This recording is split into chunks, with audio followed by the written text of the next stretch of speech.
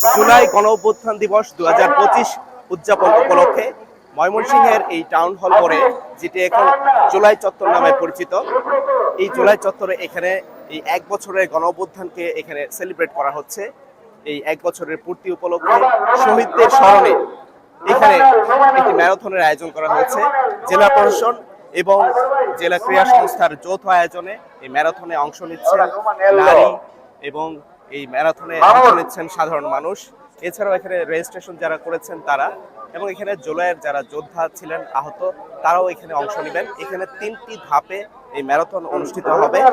একটি ধাপে এখানে প্রতীকী যারা মূলত যারা জুলাইয়ের যোদ্ধা যারা এখানে আহত হয়েছিলেন জুলাই গণঅভ্যুত্থানে, তারা প্রতীকী ম্যারাথনে অংশ নেবেন।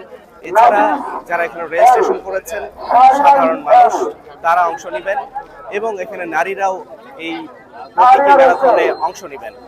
ম্যারাথনের এই যে আয়োজনটা এখানে ভোরবেলার থেকেই, ফজরের পর থেকে এই টাউন হল মোড়ে এখানে জমায়েত হয়েছেন শত শত মানুষ।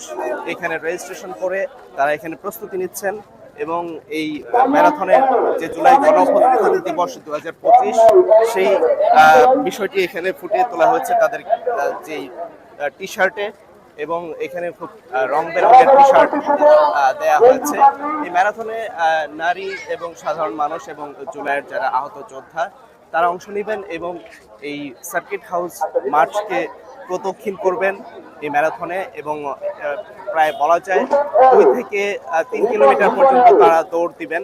এবং এই ম্যারাথনের মাধ্যমে আসলে একটা বার্তা দেয়া যে সুস্থতা এবং নতুন বাংলাদেশ বিনির্মাণে এই ম্যারাথনের মাধ্যমেই নতুন বাংলাদেশ গড়ার বার্তা এই জুলাই যোদ্ধারা দিবেন, এবং যারা এখানে অংশ নিয়েছেন তারা দিয়ে যাবেন।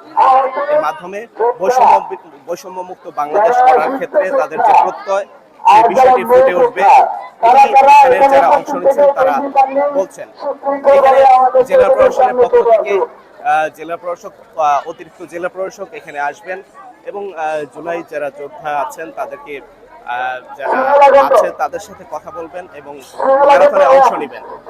এই ম্যারাথন এবং ইতিবাচক নানা আয়োজনের মাধ্যমে জুলাইকে ধারণ করে আগামীর নতুন বাংলাদেশ বিনির্মাণে এগিয়ে যাবে বাংলাদেশ, এমনটাই প্রত্যাশা এখানের ম্যারাথনে অংশ নেওয়া সাধারণ মানুষ এবং জুলাই যোদ্ধাদের। এই ছিল এখান থেকে।